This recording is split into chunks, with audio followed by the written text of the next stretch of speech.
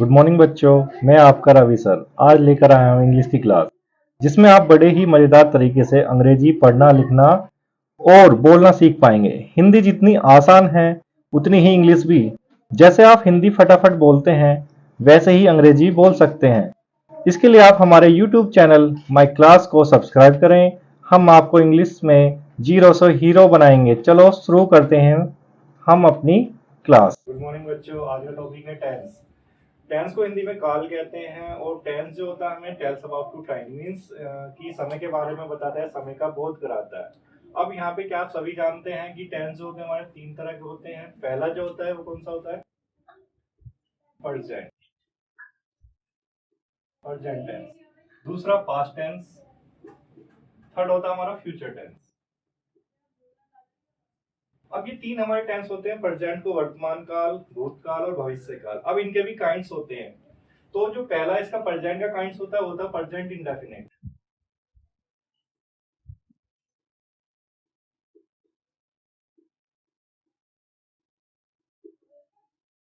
दूसरा होता है प्रेजेंट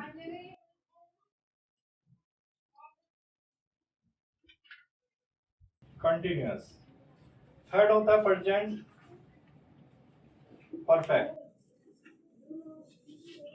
फोर्थ होता है प्रेजेंट परफेक्ट कंटिन्यूअस। ये चार टेंस इसके होते हैं। इसी तरह से जैसे प्रेजेंट टेंस यहाँ इंडेफिनिट है, इसी तरह से यहाँ पे क्या होता है past indefinite, past continuous, past perfect, past perfect continuous. तो चार टेंस ये हो जाते हैं। इसी तरह से नेक्स्ट आते हैं future indefinite, future continuous, future perfect, future perfect continuous. तो कुल मिला के जो होते हैं टोटल हमारे कितने टेंसेस होते हैं? 12। तो अभी हम सीखेंगे यहाँ जैसे कि यहाँ पे 12 टेंस होते हैं। तो पहला टॉपिक है हमारा प्रेजेंट इंडेफिनिट। तो हम अभी यहाँ से पहला टॉपिक सीखेंगे प्रेजेंट इंडेफिनिट। तो हमने जैसे बात की थी प्रेजेंट इंडेफिनिट, तो इसकी जो क्या होता है कि आइडेंटिटी यानी कि पहचान। पहचान क्या होती है इसके लास्ट में, जो इन हिंदी वाक्यों के अंदर जैसे ता है, ती है, ते आता है। लेकिन यहाँ पे हम बात करते हैं जैसे कि अगर हम कोई भी छोटे बच्चों की या बड़े बच्चों की इंग्लिश की बुक्स पढ़ते हैं तो उसमें क्या होता है कहीं पे हमें इंग्लिश में ना तो यहाँ पे ता है दिखाई देगा, ना ही हमें ती है दिखाई देगा, ना ही हमें ते है दिखाई देगा। तो इस तरह से अगर हम इंग्लिश सीखनी है तो हमें क्या करना होगा, इस आइडेंटिटी को तो भूल जाओ। मीन्स इसको फॉलो नहीं करना है, ये कह सकते हैं कि फॉलो नहीं करना। अब इसमें हमारी जो आइडेंटिटी है वो होती है हैबिट। हैबिट मीन्स आदत। एक आदत होती है। जैसे हम कोई भी काम करते हैं, जैसे मैं डेली रोज स्कूल जाता हूँ, वह मंदिर जाती है, तो ये क्या एक आदत है। अब यहाँ पे रूल की बात करते हैं। इसका जो रूल है अफर्मेटिव, ए फॉर अफर्मेटिव, साधारण। सब्जेक्ट प्लस में वर्ब की फर्स्ट फॉर्म और एस या ई एस प्लस में ऑब्जेक्ट। अब यहाँ पे जो एस या ई एस आ रहा है ये इंपॉर्टेंट है। इसमें अगर सब्जेक्ट सिंगुलर है मीन्स एक वचन है या एक है तो हमें एस या एस वहां पे यूज करना है, एस या एस यूज करना है। अदरवाइज सब्जेक्ट प्लूरल फॉर्म में है मीन्स बहुवचन है तो हमें एस या एस फॉलो नहीं करना, मीन्स वहां पे नहीं लगाना है इसको। अब जैसे ये एस या एस लगता कैसे, जैसे मानते हैं हम हमारी कोई वर्ब है और वो गो मीन्स ओ पे खत्म हो रही है, तो वहां पे बच्चों क्या करना है, जी ओ यहाँ पे ई एस, तो ये क्या बन जाएगा, goes. Catch, C A T C H, ये कैच, तो इसमें क्या हो जाएगा, कैचिस। सिंगुलर आपको पता है क्या क्या होता है, प्लूरल। सिंगुलर में आता है ही, सी, इट या फिर नेम हो सकते हैं।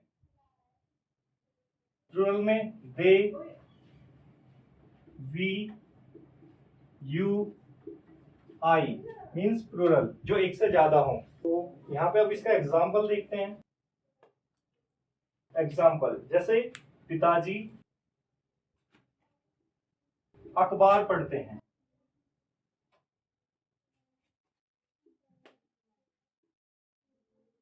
अब पिताजी यहाँ पे क्या सब्जेक्ट है, सब्जेक्ट हमारा सिंगुलर है, तो सिंगुलर के साथ क्या होगा, एस एस आएगा। तो इसको ट्रांसलेट करते हैं, पिताजी फादर, तो सब्जेक्ट हमारे रूल के अकॉर्डिंग आ चुका है। उसके बाद वर्ब, वर्ब क्या है इसमें, पढ़ना, और पढ़ना क्या कहते हैं, रीड। अब सिंगुलर है तो एस आएगा, तो यहाँ पे क्या आ जाएगा, रीड्स। फादर रीड्स, अखबार को कहते हैं न्यूज़पेपर।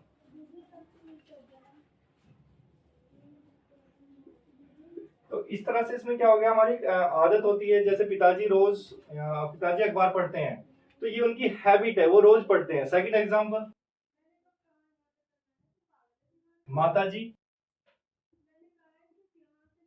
मंदिर जाती हैं।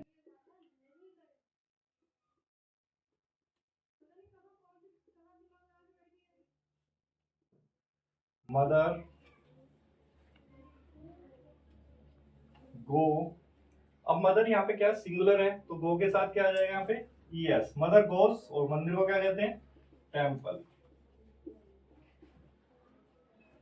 वे स्कूल जाते हैं। अब यहाँ पे क्या, वे मीन्स दे, तो ये क्या हो गया, प्लूरल फॉर्म में है, तो दे के साथ यहाँ पे इसमें देखना है कि एस नहीं आएगा, तो दे, वर्ब क्या है यहाँ पे, गो, तो इसमें एस शो नहीं करना, दे गो स्कूल। इस तरह से कंप्लीट हो चुका है हमारा अफर्मेटिव सेंटेंस। अब सीखते हैं हम नेगेटिव। तो नेगेटिव सेंटेंस क्या होते हैं, जैसे भी हमने अफर्मेटिव यहाँ पे सीखे, तो नेगेटिव मीन्स जहां पर नहीं आ जाए नकारात्मक। जैसे एग्जांपल हमने लिया था इसमें, या पहले इसका रूल लिखते थे, रूल नेगेटिव, सब्जेक्ट प्लस में डू या डज नॉट,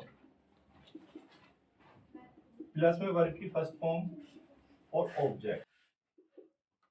अब आप कहेंगे कि यहाँ पे क्या है कि इसके साथ में वर्ब में पहले एस या एस था, लेकिन इस बार क्यों नहीं है, क्योंकि वो जो ई एस या एस था वो डू के साथ मिलकर क्या बन चुका है, डज। जैसे एग्जांपल यहाँ पे दिया हुआ है डू, तो हमने इसमें ई एस जोड़ दिया है ऑलरेडी पहले, तो ये बन गया डज, इसलिए ये यहाँ पे दोबारा नहीं आएगा। क्लियर। एग्जांपल, बच्चे स्कूल नहीं जाते हैं।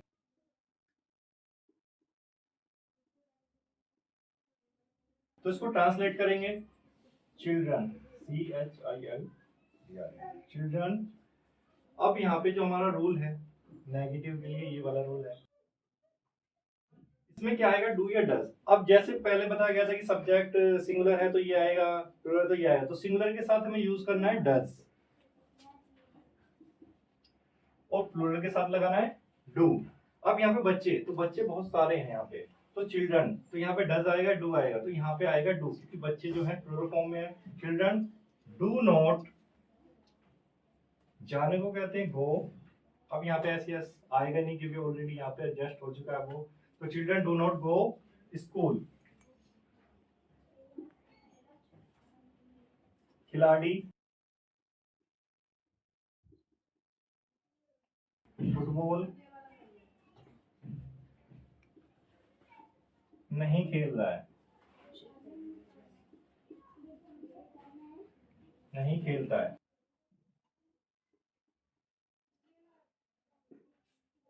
सेकंड एग्जांपल, इसको ट्रांसलेट करेंगे, खिलाड़ी को कहते हैं प्लेयर। अब यहाँ पे एक प्लेयर की बात की गई, प्लेयर डज नॉट, खेलने को प्ले फुटबॉल। तो जो यहाँ पे बात की गई थी डू और डज की, सिंगुलर के साथ हमें यूज करना है डज, और प्लूरल के साथ फॉर्म यूज करना हमें डू। तो खिलाड़ी, player does not play football, ये है सिंगुलर। अब जैसे पहला एग्जांपल बताया गया था, children do not go school, तो यहाँ पे ये प्लूरल फॉर्म में, इसलिए यहाँ पे यूज किया गया है डू। अब नेगेटिव सीखने के बाद इंटरोगेटिव सेंटेंस पे आ चुके हैं। तो जैसे इंटरोगेटिव में यहाँ पे आप रूल देख रहे हैं, स्टार्टिंग में क्या है, डू डज, जो यहाँ पे हेल्पिंग वर्ब थी, बीच में जो नेगेटिव के आ रही थी, इस बार क्या करना है, पहले ही आ जाएगी, डू या डज सब्जेक्ट, अगर नोट है तो लगाना है, नहीं तो इसको नहीं लगाना। वर्ब की फर्स्ट फॉर्म ऑब्जेक्ट, और लास्ट में क्वेश्चन मार्क। ये था सिंपल इंटरोगेटिव। अगर ये डबल इंटरोगेटिव होता है, जैसे कि बीच में कोई वर्ड आ जाते हैं, जैसे कहाँ, क्यों, कैसे, ये सब WH फैमिली के वर्ड्स होते हैं, जैसे व्हेन, व्हाई, वेयर, तो इनको हम WH फैमिली बोलते हैं।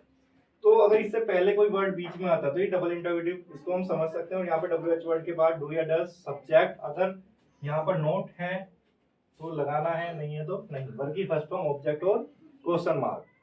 एग्जाम्पल से इसको समझते हैं। पहले बात करते हैं इस वाले रूल्स की। क्या बच्चे रोज स्कूल जाते हैं?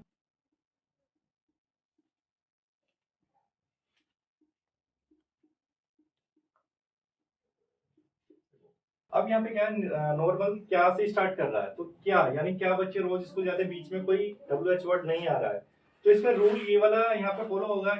अब यहाँ पे देखो सब्जेक्ट क्या है, बच्चे, तो सब्जेक्ट प्लूरल फॉर्म में है, तो यहाँ पे डू आना है या डज आना है, ये बच्चे कंफ्यूज हो गए। मैंने अभी से ऐसे अभी बताया है कुछ देर पहले कि प्लूरल के साथ हमें डू लगाना है और सिंगुलर के साथ डज। तो बच्चे यहाँ पे प्लूरल फॉर्म है, तो यहाँ पे आएगा डू।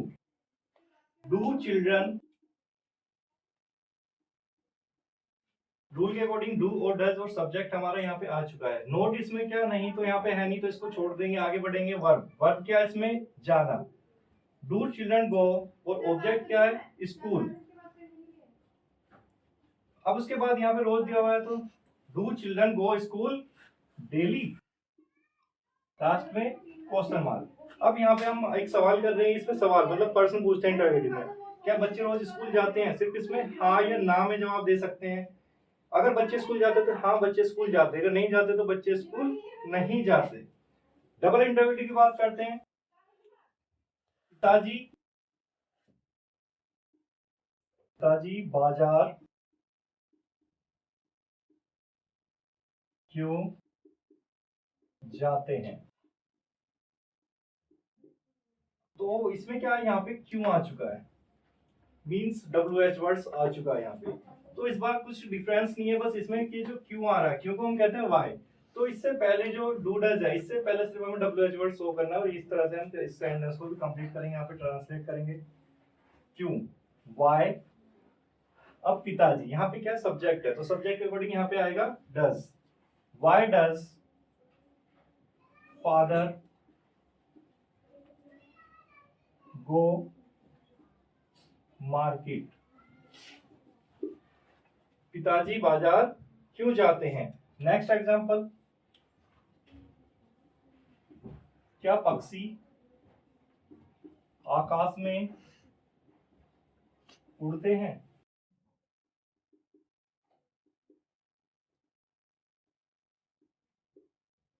पक्षी, अब पक्षी यहाँ पे एक है, एक से ज्यादा, तो पक्षी की बात कीजिए, पक्षी ज्यादा ही होते हैं, तो यहाँ पे क्या आएगा, do. Do birds fly in the sky.